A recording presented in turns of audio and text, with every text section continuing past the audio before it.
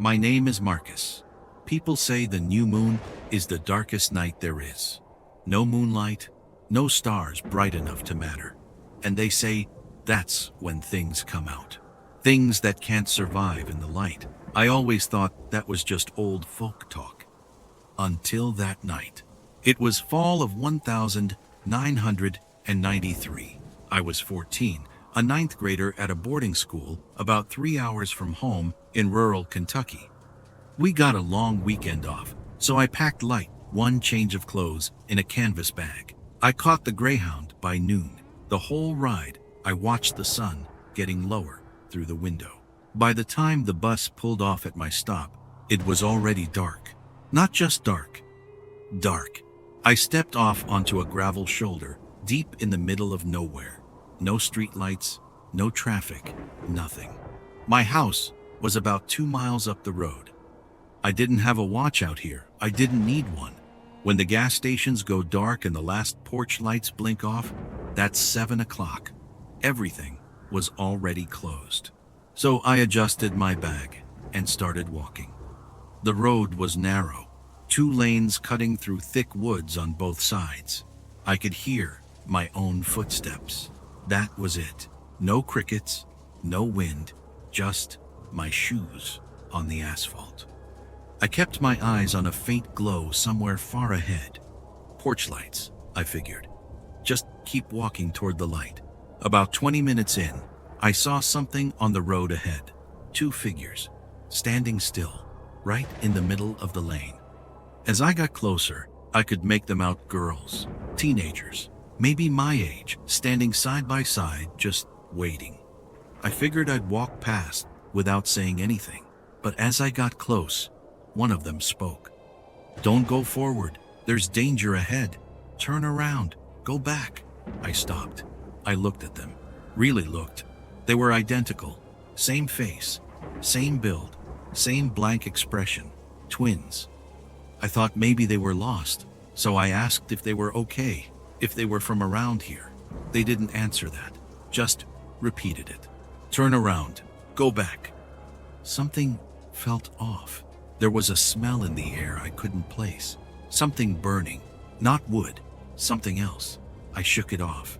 Told them I lived just up the road and I knew where I was going. And I kept walking. A few steps past them, something made me look back. I didn't want to. Something in me said, don't. But I turned anyway. They were gone. Not walking away. Not standing there. Gone. My heart jumped hard and I walked faster. That's when I noticed them. 3 women, maybe 30 feet ahead of me, walking down the center of the road in white dresses. I hadn't seen them a second ago. Something about the way they moved was wrong. They were so slow. Every 4 or 5 steps I took, they moved maybe 1. I matched their pace, stayed back, told myself they were probably just local women heading home late. I almost believed it. Then I decided to just walk around them. I picked up my pace, moved to the side, got past them, and then one of them laughed. Low, quiet, like it wasn't meant for me to hear. I turned to look. All 3 of them had turned to face me. White dresses, white eyes, no pupils, no iris, just white. And they were smiling, mouths stretched way too wide, like something that had learned what a smile was supposed to look like, and got it wrong. I ran. I don't know what direction, I didn't think. My legs just moved. I ran toward the only light I could see, a glow somewhere in the distance. My lungs burned. My bag swung against my side, full speed. Then my foot caught something, and I hit the ground hard. Asphalt tore into my hands. My toe took the full impact. One shoe came apart. But I barely stopped. I pushed up and kept moving. I limped toward the light. It was getting closer. I thought, maybe a house, a gas station, anyone. Then I smelled it, burning. I stopped. The light wasn't a house. It was the old cemetery at the edge of town, and there was a fire going right between the headstones. I stood at the edge of that road, staring at it, and I realized I'd been running toward a graveyard. And then from somewhere behind me, I heard that laugh again. Quiet, patient, like they were enjoying this, like I was exactly where they wanted me. I was almost crying. My body was shaking. And then the two girls appeared again, right in front of me still, glowing faintly, like light was coming from inside them. "We told you," one of them said. "No anger, just a fact." I tried to speak. My mouth wouldn't work. My lips were trembling, tears already running down my face. I was so scared, I couldn't form a single word. Then they both raised one hand and gestured for me to follow. I don't know why I trusted them. I had no reason to, but something in me said, "Go." So I went. They moved fast, not running, just moved, like the ground wasn't fully touching them. I half ran to keep up. We went for what felt like a long time, and then they were gone. Just like before, I panicked for a second. Then I looked up.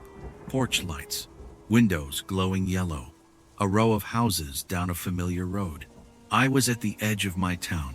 I ran the rest of the way. I was almost at my front door when I saw them. 3 white cats, sitting in a perfect row on my porch steps.